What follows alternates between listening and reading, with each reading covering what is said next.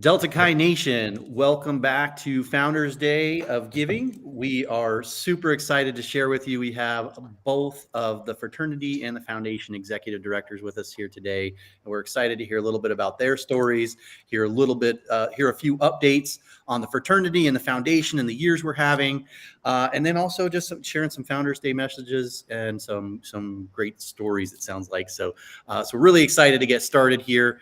So let's get into it, gentlemen. Tell me a little bit, Justin, we're going to start with you. Tell us a little bit about your Delta Chi story. How did you come to join Delta Chi at Central Missouri? Yeah, it's actually kind of it's a very long story. I'll keep it short. It started with a guy I went to high school with, Jeremy Perkins, who said, "Hey, you should come over." And I was like, okay. So came over, visited the house. Great group of guys. I joined a chapter who the year before won the 5-star on campus at Central Missouri. That's top chapter. It was one of the top chapters in Delta Chi. And so I was exposed to a great group of men. I mean, we had amazing leadership. We had Mike Loring, who he wasn't the A at the time, but he was elected A that fall. And there was this exec board of men who, when I was a freshman, I thought these guys were like adults, like full blown, like grown men. They were so professional, and like the way that we handled our business meeting, I'd never been exposed to anything like that in my life. We were coat and tie every Monday, and we like got down to business. And it's like, I never had that in high school. And so here I am being exposed to all these people. I mean, I was just blown out of the water. It was a chapter that really promoted involvement within the chapter, outside of the chapter. And I found myself just addicted to all of that. And it was pretty neat during the rush week or recruitment, as it is now. That year, and Jerod will recall, we had these shirts that were neon green, and we looked like glow sticks walking around campus. You could be on one side of the campus, and all the way over like 2 miles, you could see a little speck of green going across, and there's a Delta Chi. And I remember thinking, I'm like, what am I getting myself into? Because I was kind of like, coming from a small town, I was slightly embarrassed, like wearing this neon green shirt, because it brought so much attention to me, and I wasn't ready for that attention. But it was pretty neat. I still have that shirt to this day. I don't even know. Maybe Jerod designed that shirt. I feel like, did you design that shirt? I didn't. It wasn't me. No. I won't take credit for that. You know what I'm talking about, right? Oh yeah. Yeah. It was like directing traffic or like at a construction site. Yeah. They were neon green. And they worked. I mean, everybody on campus knew who Delta Chi was that fall because of these shirts. It was incredible. So, as a young person, even being exposed to Jerod, we were just kind of talking before this call on how I visited Jerod's apartment. He was a senior. I was a freshman, and he had the cleanest apartment ever. And I was like, wow. Because living in the fraternity house, especially in Warrensburg, Missouri, if anybody's ever been there, we used to, it just got demolished, had this massive octagon building, and people made all these makeshift lofts in their rooms. Like you would walk in and there would be like a layer of couches on the bottom and then like a layer of couches on top. And you're like, what is this? Like I'm like, it's a whole new world. And then they were kind of a little dirty, but I walked into Jerod's apartment and it was like crisp. And I was like, wow, who is this guy? And I would have never thought, well, at that time, and even 10 years ago, we would be working together in this capacity. It's pretty neat. I think that's really awesome. And so Jerod, we're gonna kick it over to you. I'd like to hear a little of your Delta Chi story, but I'd also like to hear your thoughts on why you think it's why it's so special that one chapter has brought us 2 fantastic executive directors, and why you think Central Missouri produces such great Delta Chis. Well, I'll tell you a couple things. Number one, if my mother is watching this, I would just like for her to know that Justin is a witness that I did have a clean apartment in college, which for some reason nobody seems to believe. But now it's recorded. It's in history. Justin Sherman said it, so it must be true. Look, I went to the University of Central Missouri from Liberty High School, about 45 minutes away from home, and I was a very shy, very timid kind of kid. And I remember being in my dorm room. My parents had just left for moving us in, and my roommate hadn't shown up yet. And literally 5 minutes later, I get a knock on the door. Of course, I was a little nervous. Opened the door, and there were these three guys standing there, and I'll remember it till the day I die. It was Stephen Davidson, Brandon Heinrichs, and Phil Travis, and they were standing there, and these three weird dudes are looking at me, and they're like, "Hey, we're with Delta Chi. Do you want to hang out?" And I kind of remember looking around my room and thinking, like, what else am I gonna do? This is like the one chance I have to like step outside my comfort zone. And I took them up on that, and I immediately followed them out to the house, not knowing who they were, but I took them up on their offer. Immediately knew that this was the best place for me.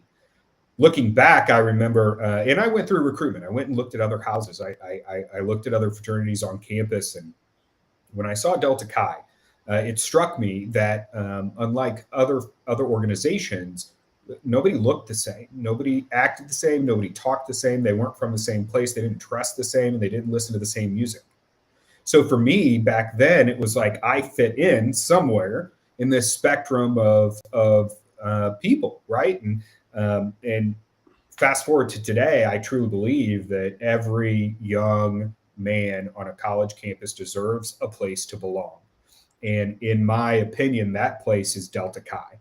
No matter what campus that is, Delta Chi being a home to anyone who needs it, who wants to work hard at school, who wants to help each other's in their successes. I truly believe that's what happened to me. And I know that people out there today that are associate members joined for that reason, right? They found their home in Delta Chi.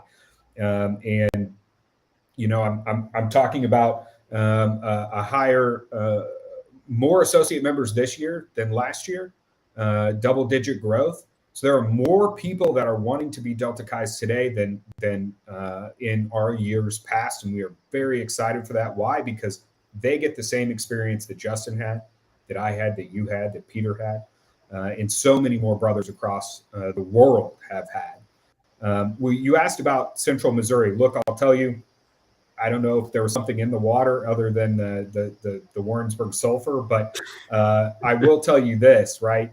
It doesn't have, the focus shouldn't be on the fact that we were two guys from the same chapter, because the talent and the potential at every single chapter in Delta Chi is enormous. And there is the next executive director out there. There is the next staff member who's traveling around the country, who is out there, who wants to give back, who wants to start their career and build their career with Delta Chi out there, no matter what chapter you're from. It just so happens that Justin and I happen to be from the same chapter. And while we're at it, I may just say that there's only one chapter that's had someone on staff for 20 plus years, and that's Central Missouri. So we are happy to let another chapter take that title away from Central Missouri and us. And we're always looking for talented brothers who want to give back, travel around the country, make good friends, and start chapters. So we're always looking for that. And I think just one thing to add to that, we were very fortunate as undergraduates to have a strong alumni base. These guys put in so much work. And again, coming in from a high school, I didn't have much experience working with people in their 30s, 40s, and 50s who weren't my relatives. This was a whole new ballpark for me. And these guys showed up to everything. And they were all about, they would rent a hotel block for the weekend to bring people in for a leadership retreat and, pay for it out of their pocket. they really cared about our experience, and that carried over, and so in my experience working for the fraternity and like working for the foundation, I know what's possible, and I'm very fortunate that we have chapters that unfortunately don't have that right now. And the fraternity is always striving to help out in that capacity, but I'm very fortunate that we came from a chapter that had a group of caring alumni. To this day, they show up to everything, and they support the chapter in several capacities. So very thankful for that. That's fantastic. And Jerod, you mentioned that that the crowd over at Central Mizzou was very diverse, and they didn't dress alike except for those neon green shirts, right? 100%. A couple times a year, we'd have to display our talented shirt designs. That's right. That one worked really, really well. Yeah, that's good. Well, those I remember Rush shirts all the time. Those are some of my favorites. Everybody's seen my shirt blanket's got some of those on mine that I have back at the house, and those are always good, and they lead to some fond memories because it reminds you of certain semesters. So let's kick it over to the organizations, to your respective organizations. Justin, let's start with you. I want to tell us a little bit about the year the foundation is having, and anything you'd like to chat about as far as the foundation's growth in the last few years. Yeah, definitely. The foundation has been growing substantially over the last decade. The organization was, I would say, small. Probably 10 years ago, we had 1.5 staff members. I think the growth shows now we have 4 staff members. We are raising more money than ever to help provide educational programming and scholarships to the organization and to the members. We're seeing our donor base grow, which is amazing. And our donor base is growing because they see and believe in the initiatives of the organization and what they're doing. The foundation exists for Delta Chi. It doesn't exist for the headquarters, doesn't exist for it. It exists for the entire organization to support the educational initiatives. And the fraternity forever and now is doing an amazing job, and they're doing so much for our undergraduate members to support them and what that fraternity experience looks like in 2022. And our donors see that, and they're stepping up and saying, hey, I want to be a part of that. I want to pay it forward. I want to ensure that these members have an experience that is memorable to them, and so that they will pay it forward when they become alumni. So the foundation is great. We've been working on a lot of initiatives this year, which is fun because I was looking back through some minutes back in 2010 where we were kind of dreaming about what this day would look like. And here we are now. So 2022 is getting ready to wrap up, which is crazy to think about. With Founders Day of Giving, it's our big push. We've seen a lot of good support. I'm sure we're going to see even more support throughout today. And, we're looking forward to 2023, which we have some pretty exciting things that can't necessarily talk about yet, but there's some good news that'll be coming out towards the end of next year and into 2024. That's fantastic. Well, thanks so much for sharing. And so let's kick it over to Jerod. Tell us a little bit about, talk to us a little bit about how the fraternity is advancing and some things you'd like to talk about there. Sure, absolutely. And look, I'll say it now, and if you could play it on repeat over and over for the rest of the day, I encourage you to do so. There has never been a better time to invest in Delta Chi than right now. So to all of our alumni that are out there that are making donations, thank you. That are members of the Trustee Society, our new founders, making your first donation ever, becoming a member of the 1890 Society, whatever the impact is, it is an impact. And it has never been more exciting to invest in Delta Chi than it is today, because we have some amazing things happening. Number one, first and foremost, we're growing. The forward momentum after convention is outstanding. And all of that credit goes to our undergraduates. They are out there. Their morale is high. They're eager. They're responsible. They're organized, and they are ready to go to work. And the recruitment this semester has just been phenomenal. It's not over. There are still chapters that are recruiting. And of course, all of our chapters have continuous open bidding. And so they're continuously recruiting every day of the year. But when we talk about recruitment, we talk about manpower and the future of manpower as a priority. What is our organization made up of? Both active chapters, new expansions, and reconstituting closed chapters, bringing them back to life so that our alumni have a reconnection to that. Our expansions, we just finished and closed out the expansion at Illinois State with 36 founding fathers. That was coming back to Illinois State. And so just an amazing job by Nolan and Joseph and Nathan, our consultants on the ground, products of K-State, Omaha, and Miami, that just killed it in Illinois State. So right now we're at Loyola New Orleans and we're at the University of Washington. Those are just getting off the ground and starting. We expect big things, and I'm extremely happy for those expansions. And then there's the future, right? We look at a 5-year plan, 5 years out, and trying to slate expansion projects, one of which every single year at a minimum is a return to a previously closed chapter. So that is a priority for us. And as we look at the manpower or the structure of our people power, right? Our members, our brothers that are out there, both undergraduates and alumni. We're also taking a step forward in the member experience realm, partnering with Dyad Strategies to really assess the impact Delta Chi has on our members, both as undergraduates and alumni, really trying to seek out that value that our members walk away with. And in order for us to really do that, we have to really capture juniors, seniors, and our young alumni in those first 1 to 5 years after graduation.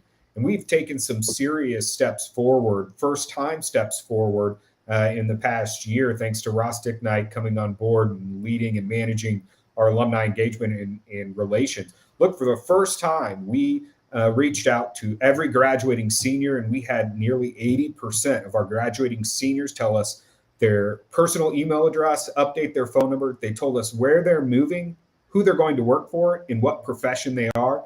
We asked them if they want to be a part of an alumni chapter or start one. Those who said yes, we connected them directly. For the first time, we connected them directly to the alumni chapter president. Over 100 guys, not only connected to the president of the alumni chapter, but if 5 people from 5 different corners of the country said that they're moving to Denver, we connected those 5 guys before they even moved to Denver so they could have a brotherhood moving into a new town for the first time as a graduate. So there's a lot of things working on alumni engagement.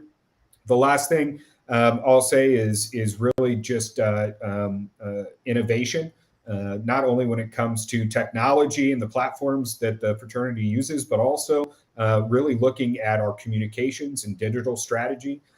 This fall compared to last fall, we're talking triple-digit growth in our engagement on Facebook, our engagement on Instagram, and we're starting to slowly climb into double-digit growth in our LinkedIn programs. So we're really excited for those external communication platforms that are really helping us to bring Delta Chi's together from all over the world. So a lot going on, especially in the priorities of manpower, alumni engagement, in the member experience. So we really, now is the time to invest in the future of Delta Chi. And to all of our donors out there, I just, from the bottom of my heart and on behalf of 5,000 Delta Chi's, more than 5,000 Delta Chi's, almost 5,500 Delta Chi's, and all the living alumni, I just can't thank you enough for supporting the organization and the future of our brotherhood. That's great. It sounds like two fantastic organizations working together to advance into the future here. That's really good. So last thing I kind of wanted to touch on here and kind of give you guys the floor is just, I'd love to hear your Founders Day message. So Jerod, why don't you start us off and just give us a message. What does Founders Day mean to you, and share that with us? Yeah, it's interesting, but just a few minutes ago, and I know you'll probably put something out later because you took some photos and video, but look, an alumnus, a very great alumnus, was just here with his 2 kids, 4 and 7, and one of the first things they said to me was "Happy birthday, Delta Chi." And I just, I thought it was amazing, but it wasn't for the birthday message. It was that no matter how old you are, you know what this day means. And for those undergraduates who are out there celebrating today, I think Founders Day really means a reconstitution of what we stand for, who we are. I think that if our founders were here, they would probably, having read some letters that they wrote to each other after graduation, they might pick apart some things that we're doing, and I welcome that. But as undergraduates and alumni across the world, as we celebrate today, I think it's really re-examining who we are, what we're doing, and who we're doing it for, so that the next generation of Delta Chi's can walk in and be just as successful and set up for success for future generations, which is exactly what they did. Even not realizing what it would be today in 2022 at our 132nd birthday, right? They set the foundation for success. And I think all of our members, especially our undergraduates today, have to realize that today is setting that foundation and recommitting to setting that foundation for future generations, just as they did. Jerod, you literally said everything I was going to say.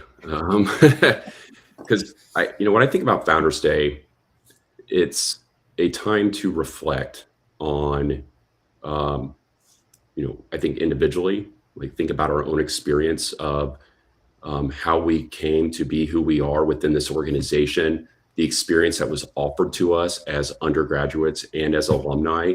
And, I don't think sometimes we think about that stuff. And I think Founders Day is that time where it can put in that forefront and say, hey, let me reflect on my fraternity experience and let me reflect on what that would look like 5 years from now, 10 years from now, not just for myself, but for the future of Delta Chi.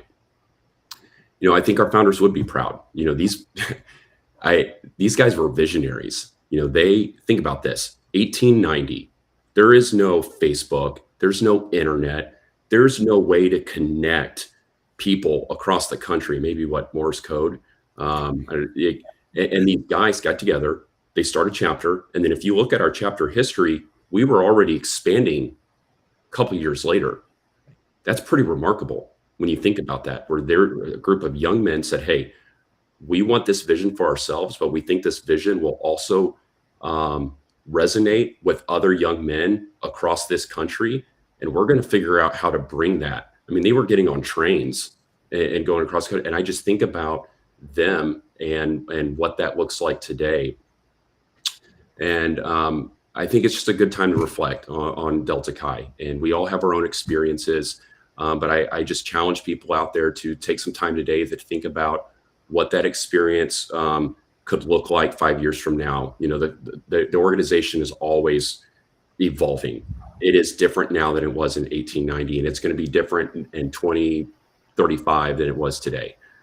So I just encourage people to reflect a little bit today on that experience and think about that support that you had. When I was referencing the alumni support earlier, that impacted me in a way that I want to support our undergraduates and our alumni moving forward. That's kind of one of the reasons I'm in this role.